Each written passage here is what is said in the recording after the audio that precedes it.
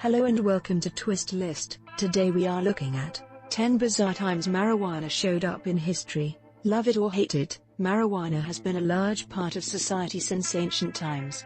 And in its 5,000-year history, the plant has been a part of some strange events, inventions, and discoveries. Take a look at 10 of the most bizarre times when marijuana showed up in history. At number 10 we have Bob Marley's funeral. In May of 1981, this famous Jamaican singer was buried in Kingston with three things: his prized red guitar, his Bible, and a whole sprig of marijuana, which Jamaicans call ganja. The story goes that this herbal decoration was not originally intended to be part of his burial, but that his wife snuck it into the coffin during the funeral and no one had the heart to take it out. This tradition of Bob Marley being connected to weed traces back throughout his life and forward to his legacy. In life, Marley was known for his love of the weed, famously saying, "Herb is the healing of a nation, alcohol is the destruction." And even after his death, his support of the plant has continued, with a controversial yet wildly successful new marijuana company called Marley Natural taking on his name and his mission of making the plant legal. The ninth spot on the list is occupied by the United States military during the Cold War. From 1950 to 1975, the U.S. military took on a top-secret project to expose soldiers to different chemicals and measure the results. Think Captain America but far less successful. Today, the only reason we know about these Edgewood Aberdeen experiments are records provided by the U.S. Department of Veterans Affairs. At the time, they were kept in complete secrecy, for obvious reasons. One of the most potent chemicals tested at the site was dimethylhetylpyran, known as DMHP for short, which was invented in 1949 and tested in the subsequent years. It was eventually declared illegal in 1982 under the international laws of the United Nations due to its striking similarities to marijuana and other cannabis varieties. In fact, the chemical was intended to be a synthetic THC replacement but much stronger, so strong that today it is classified as a Schedule I drug, the most restrictive category in the United States. Just 1 milligram of the substance can affect soldiers, whose high metabolism usually weakens the effect of most drugs, for up to 3 days. Number 8 on our list is Bhutanese pig slop in the 90s. In 1999, Bhutan was the last nation in the world to gain access to television, and even by the mid-2000s, only 30% of people had adopted the new TV trend. But oddly enough, this exposure to television still radically changed the country's drug culture, which was virtually non-existent before. Marijuana flourishes in Bhutan's climate, and you can find it growing naturally on basically any plot of land. But before 1999, the Bhutanese people only used the plant as an ingredient in pig feed and left the vast majority of the supply alone. After the dawn of the television age, however, people started to take the plant out of their pig feed and save it for themselves, influenced by its uses in the media. Today, marijuana culture has blossomed to an all-time high, and the Bhutanese police are struggling to keep up with all of the illegal marijuana transactions. At number 7 we have the Chernobyl disaster. Phytoremediation is the science of using plants to clean up contamination. Certain plants, grown in a grid pattern, can suck the harmful contaminants out of the soil and convert them into their own energy source.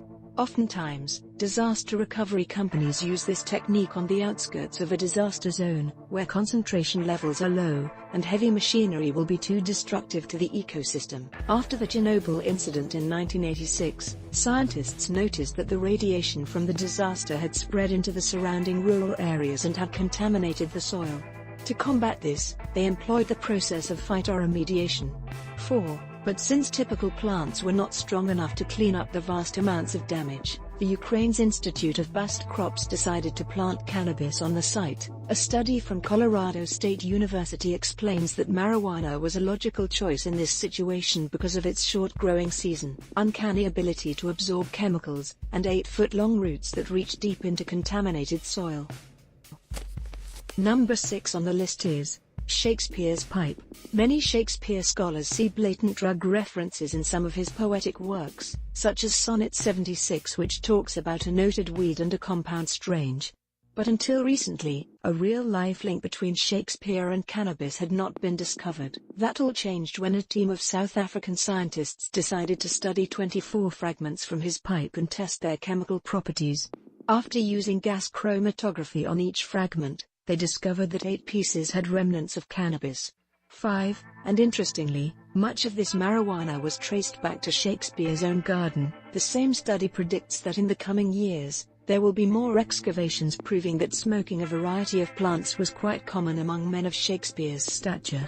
But so far, the pipes from Shakespeare's garden are the only ones that have been identified as having links to cannabis. The 5th spot on the list is occupied by the Hollywood sign, twice. Earlier this year, one man's prank became national news.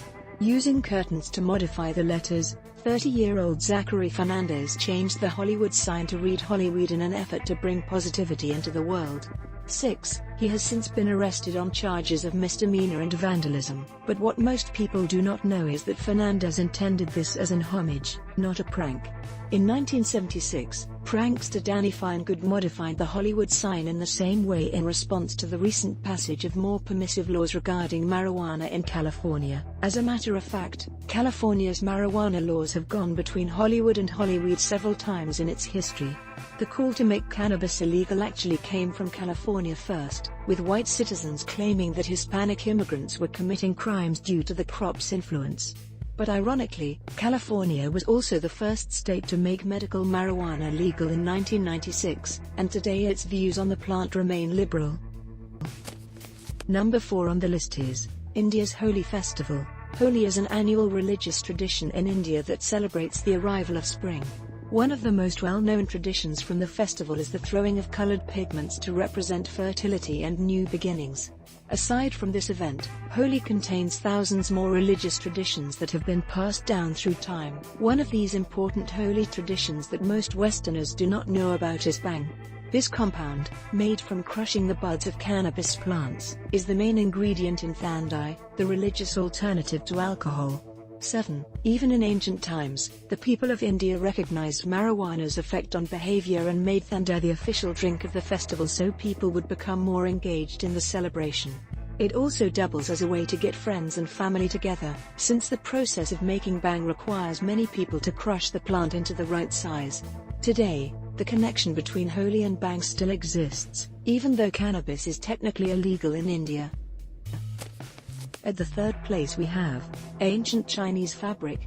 Marijuana's history starts in China, where it was first cultivated somewhere around 5000 BC. By 2000 BC, the hemp variety of the plant had become the main source of material for Chinese textiles. For thousands of years after that, Chinese farmers sold their hemp fabrics throughout the world, and hemp-based textiles were one of the main products that contributed to the popularity of China's Silk Road. Up until recent times, this hemp fabric has been welcomed in other parts of the world. But with new restrictions on the international selling of hemp, Chinese scientists were forced to adapt their ancient textile to modern standards. Out of this innovation, 7 new varieties of hemp fabric were born, named Yunma 1 to 7.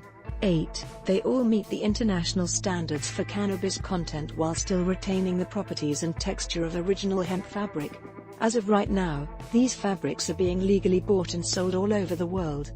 At the 2nd spot is a Rastafari temple in Italy. Owning large quantities of marijuana is illegal in Italy. That is, for everyone except Rastafarians. Rastafari is a black liberation religious movement that began in Jamaica in the 1930s based on a prophecy by Marcus Garvey, and today, at least 10% of Jamaicans claim to be members of the religion. One of their fundamental sacraments is the smoking of pot, which works well in Jamaica where the herb is mainly legal and widely celebrated. But in Italy, where the population is predominantly Roman Catholic, and the plant is less permissible, one Rastafarian's possession of large amounts of marijuana, enough to roll 70 cigarettes, seemed suspicious to law enforcement. The jazz musician in question was eventually handed a sentence of 16 months in prison, but the few Rastafarians of the community raised an issue with this ruling. In response, Italy's Court of Cassation re-examined the case in July of 2008 and determined that Rastafarians are exempt from this law. 9. So if you are considering smoking weed in Italy, try attending a Rastafari temple. And finally, at number 1, the first internet transaction. In 1971, the first item ever sold on the internet was marijuana. 10. The sale, consisting of an undetermined amount of the plant, occurred between two college students, one from MIT and one from Stanford. At the time, these two colleges would have been some of the only places to have internet access at all, which makes this sale particularly noteworthy and rare. Technically, this transaction did not occur on the internet as we know it today. In 1971, when this sale took place, a system called ARPANET was in place, which was the grandfather of today's World Wide Web. But the two systems were so similar that ARPANET's founder, Leonard Kleinrock, is also credited with creating the internet itself. Because of this strong connection, this event is widely regarded as the first internet sale even though it took place on ARPANET technology. Sydney Sauer is a part-time content writer and full-time student. Thanks for watching. If you enjoyed this video and would like to see more, then please hit the subscribe button.